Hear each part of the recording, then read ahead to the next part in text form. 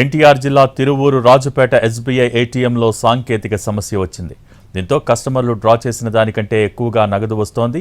విషయం తెలిసిన చాలా మంది కస్టమర్లు డబ్బులు విత్డ్రా చేశారు. ఓ కస్టమర్ 8,000 డ్రా చేస్తే 9,500 వచ్చాయి.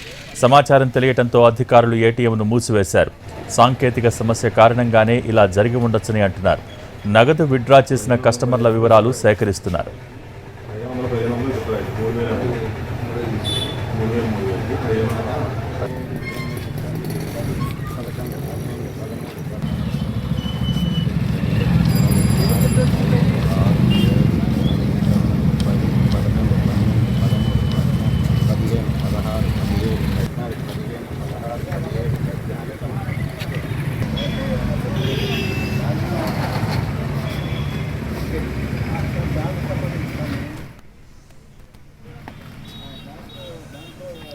ఎన్టీఆర్ జిల్లా తిరువూరు రాజుపేట ఎస్బీఐ ఏటీఎంలో సాంకేతిక సమస్య వచ్చింది.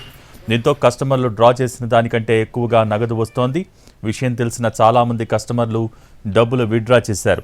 ఓ కస్టమర్ 8,000 డ్రా చేస్తే 9,500 వచ్చాయి. సమాచారం తెలియటంతో అధికారులు ఏటీఎంను మూసివేశారు. సాంకేతిక సమస్య కారణంగానే ఇలా జరిగి ఉండవచ్చని అంటున్నారు. నగదు విత్డ్రా చేసిన కస్టమర్ల వివరాలు సేకరిస్తున్నారు.